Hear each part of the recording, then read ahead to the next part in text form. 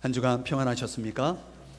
네, 반갑습니다. 오늘은 여러분들에게 한 소년의 이야기를 담은 영상을 여러분들에게 보여주면서 말씀을 시작해 보고자 합니다.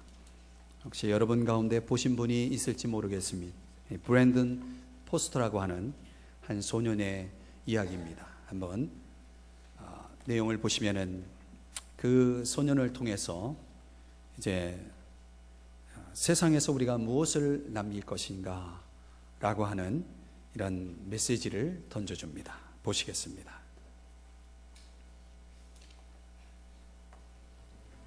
당신에게 2주의 시간이 남았습니다. 좌절하거나 슬퍼할 여유도 없는 짧은 2주간의 시간 동안 누군가 당신에게 세상에 무엇을 전해주고 가겠느냐고 묻는다면 뭐라고 대답해야 할까요? 여기 11살의 어린 소년이 있습니다. 3년 동안 백혈병을 앓아온 미국 소년 브랜든 포스터. 어린 소년에게 내려진 너무나도 가혹한 운명, 시한부 인생, 그리고 남겨진 2주간의 시간. 세상을 떠난다는 것, 사랑하는 사람들과 영원히 이별한다는 것. 어린 소년 브랜든은 그것이 무엇인지 알고 있을까요? 남은 시간 동안 하고 싶은 소원을 말해보렴. 세상에서 가장 꺼내기 힘들었던 엄마의 단 한마디. 브랜든은 마지막 소원을 말했습니다. 치료를 받기 위해 병원을 오가던 차 안에서 보았던 홈리스 캠프 사람들. 소년은 자신보다 불행해 보이는 그들을 위해 무엇인가를 주어야겠다고 마음먹었습니다. 저 사람들 모두에게 샌드위치를 만들어주고 싶어요. 너무나도 천사 같은 말, 그리고 너무나도 가슴 아픈 마지막 소원. 브랜든의 마지막 소원은 우연히 인터넷에 올라오면서 수많은 사람들의 눈시울을 적셨습니다. 그리고 소년의 마지막 소원으로 시작된 브랜든의 샌드위치는 방송을 통해 미국 전역에 알려졌습니다. 급하게 식재료를 싣고 달려온 대형마트의 트럭, 하던 일을 미루어 두고 달려온 이웃 주민들, 미국 전역에서 보내온 사람들의 기부금, 노숙자들에게 건네진 샌드위치 봉지에는 한마디 문장이 적혀 있었습니다. 사랑해, 브랜든. 그렇게 2주간의 시간 동안 약 3,500명의 노숙자들은 브랜든의 샌드위치를 받을 수 있었습니다. 브랜든과의 마지막 인터뷰 날, 수많은 노숙자들이 샌드위치를 받았다고 알려주자 브랜든은 너무나 행복해하며 말했습니다. I had a great time. And until it's time, my time has come, can I keep having a good time? 그리고 다음 날 엄마의 품에서 브랜든은 숨을 거두었습니다.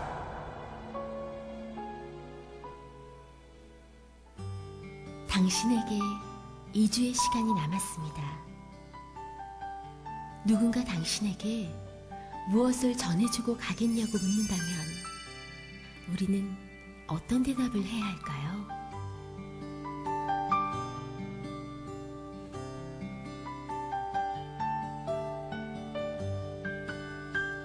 네. 이 짧은 영상 속에서 브랜든이 그 인터뷰에서 한 고백이 왜 이렇게 가슴을 뭉클하게 만드는지 모르겠습니다. 행복하다고, 이제는 행복하다라고 말합니다.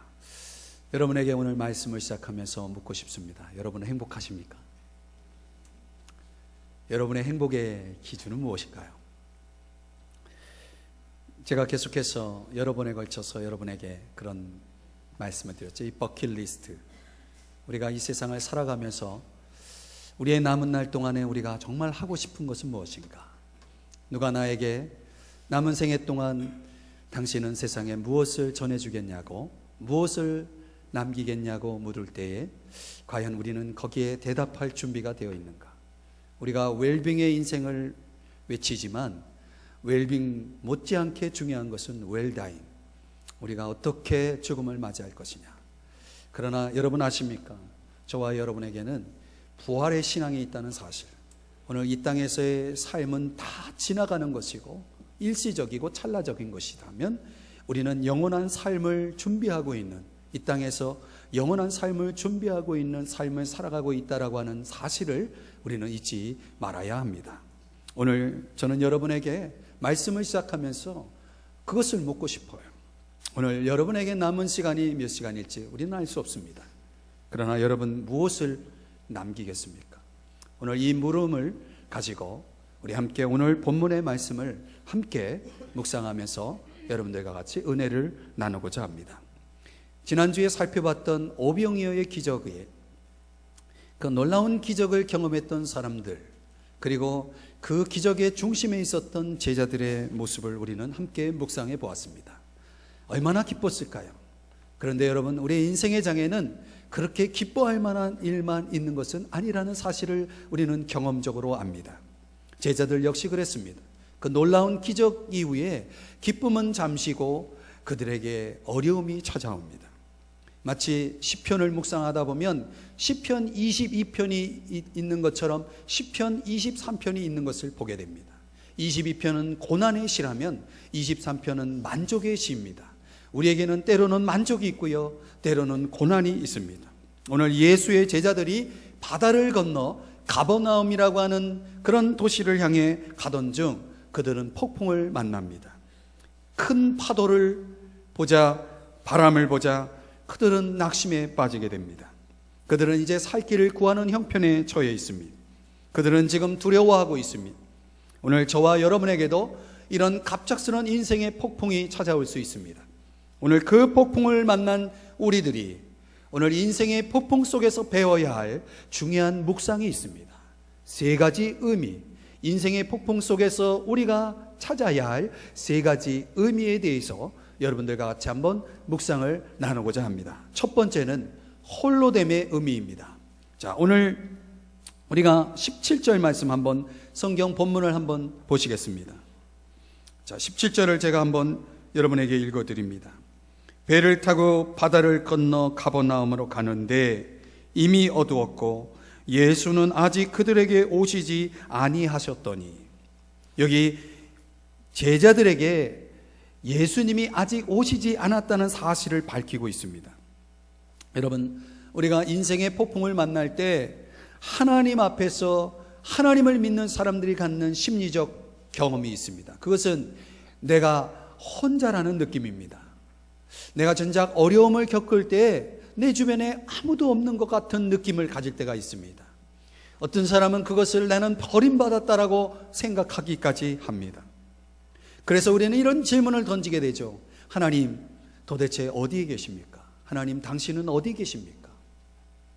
오늘 우리가 하나님을 믿는다고 하지만, 하나님의 은혜를 경험했다고 하지만 어느 한순간 우리는 내가 혼자라는 느낌을 받을 때가 있습니다. 주님이 보이지 않습니다. 바람만 보입니다. 파도만 보입니다. 나의 무력감만 보입니다. 여러분, 이런 답답한 현실을 경험해 보셨습니까? 혹 오늘 이 예배를 드리는 여러분 가운데 여러분의 현실이 그렇게 답답한 현실일 수 있습니다. 이럴 때 우리는 생각해야 할 것은 우리 신앙인의 삶에도 그런 고독이, 그런 홀로됨이 있을 수 있다는 사실입니다. 그래서 오늘 우리는 그때에 주님과 먼 느낌, 거리감을 느끼는 거죠. 그것을 우리는 영적인 침체라고도 표현합니다. 여러분, 이럴 때 우리가 기억해야 할 것은 주님을 기억해야 한다는 사실입니다. 예수님은 어떤 분이신가? 우리가 믿는 예수님은 어떤 분이시냐면 언제나 함께 하시는 임마누엘의 주님이시라고 성경은 말씀하고 있습니다. 주님이 기쁨의 순간에만 함께하는 것이 아니라 고통의 순간에도 주님이 함께한다는 사실을 성경은 말씀해 주고 있다는 사실입니다. 2차 세계대전 초기에 아주 중요한 임무를 띠고 그 임무를 완수하고 미국으로 귀향하는 배가 있었습니다. 수많은 이 적선들의 공격을 피해서 무사히 돌아갈까 염려하던 선장에게 상관이 이런 말을 합니다. 당신이 위험에 처할 때마다 이 비밀 부호를 통해서 무전을 치시오. 그러면 당신에게 답신이 갈 것이오. 자, 선장이 이 말을 믿고 항해하던 중 험한 바다를 헤쳐가던 중 저 멀리 갑자기 적선이 보입니다. 적의 함선이 나타나자 그는 재빨리 비밀 부호를 가지고 무전을 칩니다. 이런 답신이 왔습니다. 다 알고 있다. 우리도 적을 보고 있다. 그러나 우리가 그대 곁에 있음을 잊지 말라. 이 답신을 받고 그는 용기를 내어 선장은 이제 배가 무사히 항구에 도착하게 됩니다. 그런데 놀라운 사실은 바로 그 항구에 도착하면서 바로 뒤에, 그 작은 배 뒤에 보이지 않았던 배 한 척이 갑자기 나타나기 시작합니다. 그리고 알고 보니까 그 배는 다름 아닌 잠수함으로써 이 선장의 작은 배를 보이지 않게 바로 그 선장의 배 밑에 바다 속에서 함께 항해를 했던 잠수함이라고 합니다. 사랑하는 여러분, 보이지는 않았지만 곁에서 계속 지켜보고 함께 했던, 그래서 그런 답신이 온 거 아닙니까? 두려워 말라. 우리가 그대 곁에 있음을 잊지 말라. 여러분, 성경은 동일하게 이사야 41장 10절에서 그렇게 말씀합니다. 두려워하지 말라. 내가 너와 함께함이니라. 놀라지 말라. 나는 내 하나님이 됨이니라. 여러분, 우리가 혼자 있다라고 느낄 때에 잊지 말아야 할 것은 마치 그 초라한 배 한 척 밑에 큰 믿을 만한 잠수함이 함께 동행했던 것처럼, 여러분, 우리 눈에 보여지지 않지만 주님이 저와 여러분과 함께 동행하고 있다는 사실을 우리는 잊지 말아야 합니다. 그것을 믿어야 합니다. 내가 너와 함께 한다라고 하는 이 주님의 음성을 들을 수 있어야 하는 것입니다. 그래서 우리가 앞서 살펴왔던 마가복음의 말씀에도, 그래서 이 동일한 사건을 소개하는 본문의 말씀을 묵상하면 예수님은 지금 제자들이 이 고난의 한복판에 있을 때에 그때 큰 폭풍을 만난 제자들을 주님은 보고 계셨다라고 말씀하고 있고 그들을 위해 기도하고 계셨다라고 말씀을 하고 있다는 것입니다. 주님은 어떤 분이십니까? 주님은 저와 여러분을 위해 기도하고 계시는 분이심을 믿으시길 바랍니다. 주님은 기도하고 있는 거예요. 그분의 기도는 결코 무력할 수가 없습니다. 그분은 만물을 붙드시고 계시는 분이십니다. 그분은 만물을 창조하신 분이십니다. 그분의 기도라면 그것은 반드시 승리하는 기도일 것입니다. 그래서 오늘 본문에도 말씀합니다. 내니 두려워하지 말라. 다른 본문에는, 다른 성경 본문에는 안심하라, 내니 두려워하지 말라라고 말씀하고 있는 것입니다. 한번 따라합시다. 안심하자. 여러분, 그렇습니다. 폭풍 속에서도 저와 여러분은 안심해야 합니다. 사랑하는 자에게 잠을 주신다는 성경의 말씀이 있습니다. 사랑하는 자에게 잠을 주신다는 말씀. 여러분, 어떻게 사랑하는 자가 사랑하는 자에게 잠을 주신다? 도대체 이게 무엇을 의미하는 말씀입니까? 어떤 사람이 잠을 잘 수 있습니까? 평안한 사람이 잠을 잘 수 있습니다. 어떻게 해야 평안할 수 있습니까? 맡겨야 됩니다. 신뢰해야 합니다. 젊은 나이에 성공의 길에 들어선 영국의 한 변호사의 이야기가 있습니다. 어느 날 그는 아주 비중 높은 변호를 맡게 됩니다. 그런데 그 변호를 맡자 이분이 너무나 긴장하고 너무나 부담감을 가진 나머지 지나친 스트레스로 그만 쓰러지고 맙니다. 출세 가도를 달리고 있던 그의 인생에 큰 폭풍을 만나게 된 것입니다. 이제 삶이 점점 망가지기 시작하고 정신착란 증세까지 나기 시작합니다. 이런 정상적인 생활이 도저히 불가능한 그런 삶으로 치닫게 됩니다. 급기야 그는 자신이 너무나 초라하고 너무나 추하고 너무나 더럽다는 생각에서 자신을 자학하기 시작합니다. 자신의 그런 무력한 존재를 바라보면서 자학하기 시작합니다. 그런데 그를 불쌍히 여기고 있던 주변 사람들 가운데 어떤 그리스도인이 그 분에게, 그 변호사에게 복음을 전하게 됩니다. 그리고 그는 복음을 듣고 하나님의 사랑을 깨닫게 됩니다. 자신의 존재가 쓸모없다라고 여겼던 이 변호사가 이제 그가 자기 자신을 학대하면서 그 죽음의 쇠사슬에 묶여 있었던 그가 그 쇠사슬에서 벗어나는 데는 무려 10년이라는 시간이 필요했습니다. 주님께서 자신의 죄를 담당하기 위해서 십자가에 달려 죽으셨다는 사실을 그가 믿습니다. 더럽고 추한 자신의 삶이 이제는 예수 그리스도의 그 십자가로 말미암아 새로워졌다는 사실을 그가 믿게 됩니다.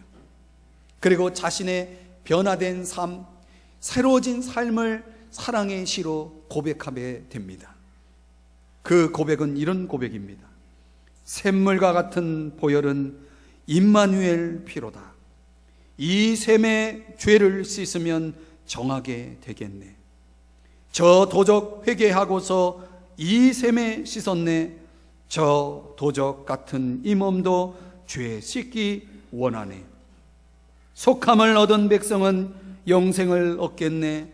샘솟듯 하는 피건새 한없이 있도다. 이 찬송의 시를 여러분 귀에 있다고 생각되지 않습니까? 바로 윌리엄 카우퍼라고 하는 분의 간증의 노래, 우리가 찬송가에서 즐겨 부르는 노래입니다. 사랑하는 여러분, 인생의 폭풍을 만난 이 윌리엄 카우퍼가 결국 복음이라고 하는 이 놀라운 소식을 듣고 주님이 함께한다는 사실을, 주님이 나를 사랑한다는 사실을 깨달았을 때 그는 다시 일어설 수 있었다는 사실을 오늘 성경이 말씀해 주고 있습니다. 여러분, 주님의 보혈의 이 능력을 믿으시기를 바랍니다. 여러분, 주님이 여러분과 함께하고 있다는 사실을 믿으시기를 바랍니다. 그러기 위해서는 여러분 복음을 믿으셔야 합니다. 그 복음을 통해 예수 그리스도를 여러분의 삶의 중심에 모셔드려야 합니다. 그리할 때 여러분, 이 카우퍼가 일어났던 것처럼 저와 여러분도 새로워질 수 있습니다. 일어날 수 있습니다. 죽음의 쇠사슬을 끊고 일어날 수 있다는 사실을 기억하시기 바랍니다. 폭풍 앞에 혼자라고 느끼십니까? 주님이 함께 하십니다. 주님을 믿으시기를 바랍니다. 인생의 폭풍 속에서 깨닫는 두 번째 묵상은 더딤의 의미입니다. 여러분, 우리는 뭔가 일들이 더딜 때에 답답해합니다. 속상해합니다. 아파합니다. 힘들어합니다. 여러분, 폭풍을 만나 주님의 도움을 구하고 있는 그 안타까운 심정에 있었던 제자들에게 주님은 즉각적으로 오지 않았다는 사실을 보여줍니다. 기억할 것은 그 더딤이, 그 연기가 거절이 아니라는 사실입니다. 성경에 보면 이런 더딤이 결코 나쁘지 않은 것임을, 거절이 아님을 보여주는 중요한 사건이 성경의 몇 곳에서 등장합니다. 그 중에 우리가 엘리야라고 하는 선지자의 이야기를 구약 성경에서 보게 되는데, 하나님께서 이제 이스라엘 땅에 비를 내리시겠다는 약속을 받습니다. 그리고 그 약속에 의지해서 엘리야가 기도를 합니다. 그런데 여러분, 하나님이 약속했음에도 불구하고 이제 비를 주셔야 한다라고 생각하는데 기도했음에도 불구하고 비를 당장 주시지 않습니다. 그럴 때 엘리야는 포기하지 않습니다. 엘리야는 계속해서 기도하면서 7번이라도 그 비가 오는 징후를 확인하게 됩니다. 여러분, 이 엘리야의 기도는 마침내 응답이 돼서 비가 내리는 것을 보게 됩니다.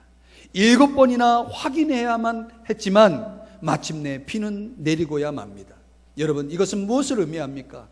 우리의 기도가 응답되지 않을 때, 지금의 이 폭풍이 빨리 지나가지 않을 때 저와 여러분이 기억할 것은 주님의 때가 있다는 사실입니다. 여러분 아십니까? 나사로의 이야기, 우리가 몇 주 후에 부활주일에 살펴볼 본문이지만 나사로가 죽었습니다. 사랑하는, 주님이 사랑하는 자가 죽었습니다. 그런데 나사로가 병들었다는 소식을 듣자 예수님이 그를 고치기 위해서 달려가지 않습니다.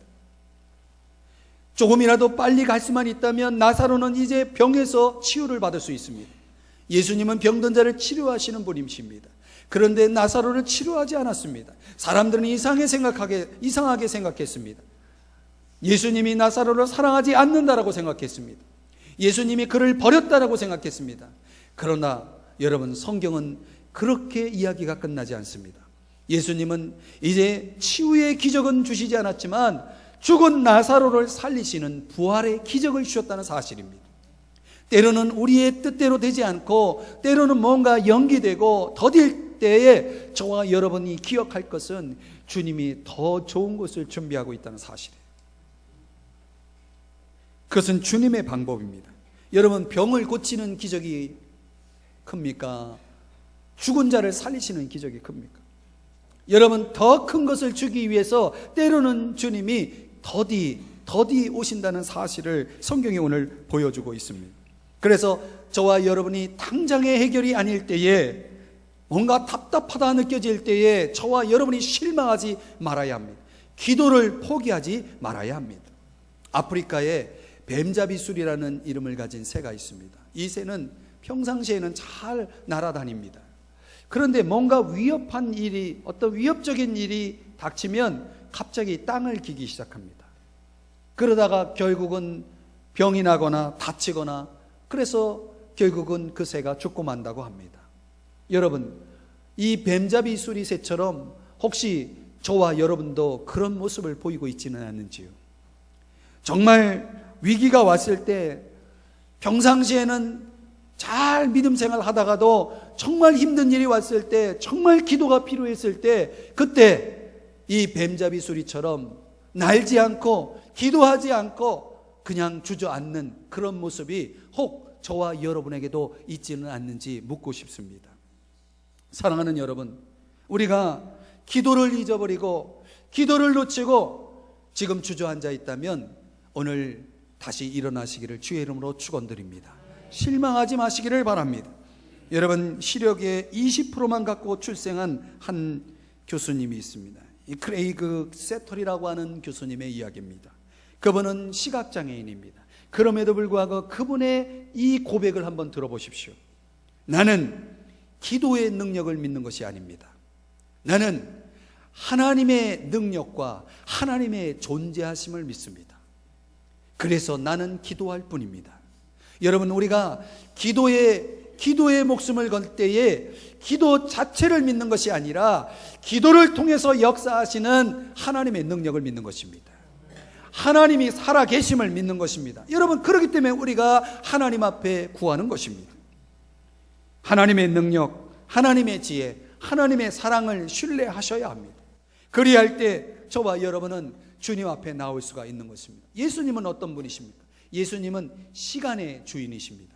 여러분, 우리의 시간과 하나님의 시간이 다르다는 사실 아십니까? 헬라어에도 그리스어에도 우리의 시간은 크로노스라고 하는 단어를 쓰고 또 하나님의 시간은 카이로스라는 단어를 씁니다. 우리의 시간과 하나님의 시간의 차이를 예를 들면 이런 것입니다. 우리는 모든 것을 순차적으로 봅니다. 그래서 여러분, 영화를 한 편을 보시면 한 장면 한 장면을 이어서 보게 되죠. 그것이 우리가 느끼는 시간의 개념입니다. 순차적인 시간을 통해서 우리는 역사를 봅니다. 오늘이 있으면 또 우리는 내일을 맞이하게 되면서 내일을 봅니다. 그런데 하나님의 시간은 영원입니다. 영원은 끝이 없는 현재입니다. 그래서 하나님은 우리가 보는 것처럼 한 장면 한 장면을 보는 것이 아니라 하나님은 전체를 보신다는 것입니다. 여러분, 우리가 한 장 한 장 책을 읽어나가면서 책을 보지만 하나님은 책 전체를 한꺼번에 보십니다. 그렇기 때문에 오늘 저와 여러분이 만약 아침의 일을 생각한다면 그것은 과거에 일어난 일을 생각하고 있는 것입니다. 그래서 우리는 항상 현재를 살고 있을 뿐입니다. 그렇기 때문에 당장 내일에 무슨 일이 우리를 기다리고 있을지, 내일은 어떤 시간이 될지 우리는 모르는 것입니다. 우리는 정말 모르는 것이 너무 많습니다. 그런데 하나님에게는 모르는 것이 없습니다. 하나님의 시간대에는 하나님 모든 것을 전체적으로 보시기 때문에 그렇습니다.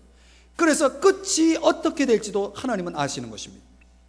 우리는 원시적인 방법으로 이해하기 때문에 시간이 지나야 이렇구나라고 알지만, 하나님은 시간을 초월한 영혼의 삶을 사시기 때문에 우리 하나님은 모든 것을 한꺼번에 보시는 것입니다. 그래서 저와 여러분이 모든 것이 합력하여 선을 이룬다는 말씀을 이해할 수 있는 것입니다. 하나님은 전체를 보시기 때문에 그 모든 것을 그렇게 이루어 가신다는 것이죠. 믿음이라는 것은 그것입니다. 미리 보는 것입니다. 하나님께서 그 모든 것을 하나님의 뜻 가운데서 좋게 선하게 이끄실 것을 우리는 믿는 것입니다. 하나님이 없는 것처럼, 더딘 것처럼 느껴질 때 저와 여러분이 바로 이 하나님을 신뢰하는 것입니다. 오늘 본문 17절 말씀을 한번 보실래요? 여기 보면 이미 어두웠고 지금 밤입니다. 19절의 말씀으로 가보면 제자들이 노를 저어서 10여리쯤 갔다고 말씀하고 있습니다. 우리 이 거리로 말하면 5에서 한 6km 정도 간 것입니다. 그런데 이 제자들이 지금 건너가고자 하는 이 바다의 폭은 10km 정도 됩니다. 그러니까 지금 그들은 밤이 새도록 지금 노를 저어 가고 있는데 파도에 의해서, 바람에 의해서 바다 한복판에 지금 와 있는 것입니다. 그리고 더 이상 앞으로 나아가지도 못합니다. 예수님이 그 바다 한복판에서 노를 저으면서 어떻게 하든지 살 길을 찾고 있는 이 제자들에게 찾아오신 시간대는 새벽 3시에서 6시 사이, 밤 사경쯤에 찾아오시게 됩니다. 인생의 한복판에서 사투를 벌이고 있는 상황, 예수님은 아직 오시지 않는 것입니다. 싸움이 계속되고 있습니다. 주님의 응답은 주어지지 않습니다. 그럴 때 우리가 생각할 것은, 이것은 주님이 나를 거절한 것이 아니고 주님의 때에 결정적으로 오신다는 의미임을 우리는 깨달아야 합니다. 아직 응답이 없다고 실망할 것이 아닙니다. 사랑하는 여러분, 주님은 주님의 때에 오시는 것입니다. 주님의 때에 역사하시는 것입니다. 이것이 믿음입니다. 주님은 가장 정확한 때를 아시고 가장 정확한 방법을 아시는 분이시기 때문에 저와 여러분은 하나님의 그 존재하심을, 살아계심을, 하나님의 능력을 믿으셔야 합니다. 이것이 오늘 더딤의 의미입니다. 세 번째는 걸어오심의 의미입니다. 여러분, 오늘 본문 6장 19절을 한번 보시겠습니다. 자, 예수님이 제자들에게 어떤 방법으로 오셨습니까? 바다 위를 걸어오셨다. 왜 예수님이 바다 위를 걸어오셨는가 궁금하시죠? 이것은 욥기, 구약성경 욥기 9장 8절에 의하면 바다를 밟는 분은 하나님이시다라고 말씀하고 있습니다. 하나님만이 바다를 밟을 수가 있습니다. 하나님만이 바다를 걸을 수가 있는 것입니다. 그래서 여러분, 예수님이 어떤 분이심을 보여주는 겁니까? 예수님은 자연의 주인이, 자연을 창조하시고 만물을 창조하시고 만물의 자연의 주인이시라는 사실을 나타내고 있는 장면입니다. 여기서 우리가 생각해야 할 것은 주님이 제자들에게 오실 때에 제자들이 전혀 상상하지 못했던 방법으로 오셨다는 사실입니다. 오늘 우리가 살아가면서 전혀 예측하지 못하는, 전혀 기대하지 못하는 방법으로 주님이 우리에게 찾아오신다는 사실을, 주님이 우리에게 다가오신다는 사실을 우리도 경험할 수 있습니다. 우리가 경험하는, 우리 안에 일어나는 그런 모든 여러 가지 일들 속에서 우리가 계속적으로 주님을 신뢰할 때 주님은 참 우리가 어떤 예측할 수 없는 방법으로 찾아오시는 분이시다는 사실을 믿는다는 것은 우리의 신앙에 있어서 얼마나 스릴이 넘치는지 몰라요. 우리의 신앙은, 신앙생활이라고 하는 것은 신비의 연속이라 말할 수 있습니다. 주님이 걸어오셨다. 바다 위를 걸어오셨다. 제자들이 놀랐어요. 왜? 주님은 그런 방법으로 오실 거라고 생각하지 못했기 때문에 그렇습니다. 여러분, 주님은 저와 여러분도 그렇게 가끔 놀라게 하십니다. 주님의 방법으로 오시기 때문에 그렇습니다. 그렇기 때문에 여러분, 우리가 마음을 열어야 합니다. 내 방법으로 주님을 기대하지 마십시오. 내 생각으로 주님을 가둬두지 마십시오. 주님은 하나님이십니다.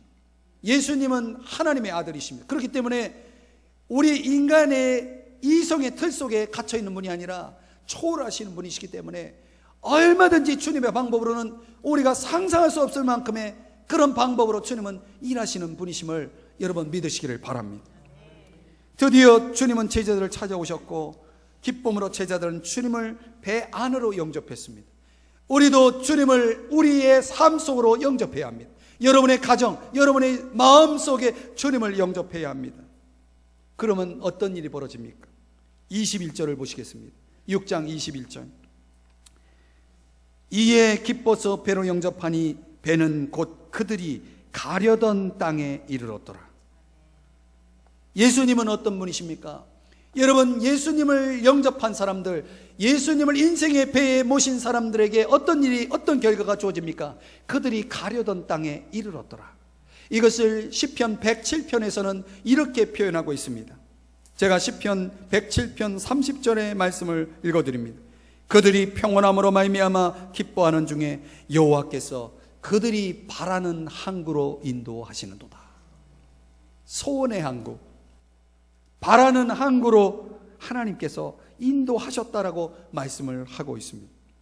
여러분, 파도와 풍랑이 주님과 함께 가는 이 배의 항로를 막지 못했다는 사실입니다. 사랑하는 여러분, 폭풍을 지나 소원의 항구로 목적지에 도달한 제자들이 누릴 이 큰 기쁨을 상상해 보십시오. 이제 살았구나. 아, 이제 살았구나. 여러분, 그 탄성이, 그 감격의 고백이 오늘 저와 여러분에도 있기를 주의 이름으로 축원드립니다. 그러기 위해서는 여러분, 주님이 보이지 않아도, 응답이 오지 않아도, 상황이 빨리 개선되지 않아도 저와 여러분은 믿으셔야 합니다. 무엇을요? 결국은 비극으로 끝나지 않는다는 것입니다. 여러분, 우리의 삶은 해피엔딩으로 끝날 것입니다. 마침내 저와 여러분은 바라는 항구로 인도되어 도착하게 될 것입니다. 1930년대에 우리가 잘 아는 대로 미국 역사 가운데 큰 공황이 있었습니다.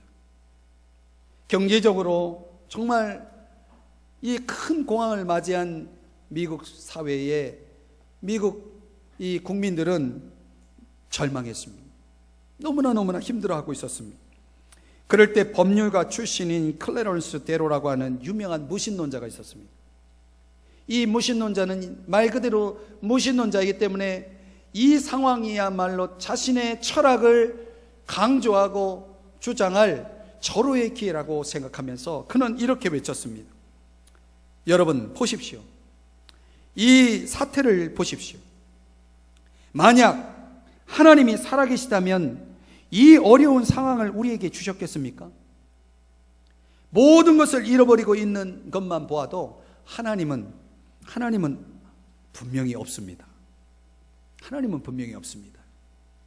이런 강연을 하면서 정부를 비판하고 자신의 신념을 선전하고 있었습니다. 어느 날 흑인들이 모여있는 자리에서 그가 이런 또 무신론 강연을 하고 있었습니다. 여러분, 우리는 다 잃어버렸습니다. 꿈도 잃어버렸습니다. 재산도 잃어버렸습니다. 노래도 잃어버렸습니다. 이제 우리가 이런 상황에서 어떻게 노래할 수 있습니까? 라고 강연을 하고 있었습니다. 그럴 때 저 뒤에 앉아 있었던 할머니 한 분이 손을 번쩍 들더니 일어나서 이렇게 외칩니다. 저는 노래할 수 있습니다. 노래할 수 있습니다. 그러자 이 무신론자가 말합니다. 아니, 이런 상황에서 어떻게 노래할 수 있습니까? 라고 묻습니다. 그러자 그 할머니가 이렇게 대답합니다. 예수님 때문에 노래할 수 있습니다. 예수님 때문에 노래할 수 있습니다. 그런데 여러분, 그 무신론 강의를 듣고 있었던 그 강연장에 있었던 많은 사람들이 박수를 칩니다. 맞습니다. 할렐루야. 그러면서 사람들이 그 할머니의 고백에 동조의 목소리로 함께 화답합니다. 금세 강연장의 분위기는 하나님의 살아계심을 인정하는 무드로 바뀌게 됩니다. 사랑하는 여러분, 어쩌면 우리는 노래할 수 없을지 모릅니다. 꿈도 잃어버렸을지 모릅니다. 재산도 잃어버렸을지 모릅니다. 그렇다고 여러분, 오늘 이 할머니의 고백처럼 노래를 포기하시겠습니까? 저와 여러분이 예수님이 함께 하신다면 우리의 마음속에 주시는, 주님이 주시는 그 놀라운 기쁨과 평안, 그 놀라운 비전, 우리 앞에 펼쳐질 우리의 영원한 삶이 약속되어 있다면 오늘 저와 여러분은 예수님 때문에 노래할 수 있지 않습니까? 오늘 사랑하는 여러분, 소위 양손잡이 믿음을 가진 사람의 이야기를 들어보십시오. 수세기 전 한 교회 지도자의 믿음을 가리켜서 양손잡이 믿음이라고 이렇게 일컬었습니다. 그 의미는 이런 것입니다. 그 교회 지도자는 한 손, 오른손에는 즐거움을, 왼손에는 핍박과 고통을 쥐고 있었다고 말합니다. 그러면서 그는 그 두 가지를 움켜잡으면서 이 두 가지 모두 그를 향하신 하나님의 계획을 이루는데 하나님이 사용하신다라고 하는 믿음을 가졌다고 합니다. 하나님은 나의 즐거움도 사용하실 뿐만 아니라 나의 고통도 사용하시는 분이시라는 사실을, 이 두 가지를 통해서 하나님은 나의 인생을 향한 선하신 계획을 반드시 이룰 것이라고 하는 믿음을 가진 사람을 가리켜서 그 시대에 양손잡이 믿음이라는 그런 별칭을 붙여주었다고 합니다. 사랑하는 여러분, 가장 밝은 순간이 우리에게 오기 위해서는 흑암이 있다는 사실을 기억하십시오. 오늘 저와 여러분에게 오늘 성경은 말씀하고 있습니다. 인생의 폭풍을 만나신 분들, 오늘 그 가운데 인생의 기적이 있기 위해서 오늘 어쩌면 우리는 홀로 있다는 느낌을 가질 수 있습니다. 오늘 상황이 빨리 개선되지 않는 그런 뭔가 더딘 그런 상황이 계속되고 있을지도 모르겠습니다. 그런 가운데서 여러분, 우리가 상상할 수 없는 방법으로 주님의 때에 주님의 방법으로 저와 여러분에게 찾아오시는 주님을 여러분 기대해 보시지 않으시겠습니까? 여러분의 인생의 삶의 그 한복판에 여러분의 인생의 배에 주님을 영접할 수만 있다면 마침내 여러분이 바라는 항구에 그 배는 도착하게 될 것을 믿으시기를 바랍니다. 주님이 여러분과 함께 하십니다. 부활의 주님, 살아계신 주님이 여러분과 함께 하십니다. 주님을 믿으시기를 바랍니다. 주님은 여러분을 인도하실 것입니다. 여러분이 바라는 항구에까지 인도하실 것입니다. 더 나아가 영원한 천국의 그 영원한 삶의 자리까지 여러분을 안전히 인도하실 것을 믿으시기를 바랍니다. 오늘 이 사순절 기간에 저와 여러분에게 이 놀라운 믿음이 저와 여러분 가운데 충만할 수 있기를 예수님의 이름으로 축원드립니다. 기도하겠습니다. 하나님 아버지, 오늘 이 시간 하나님의 말씀을 듣는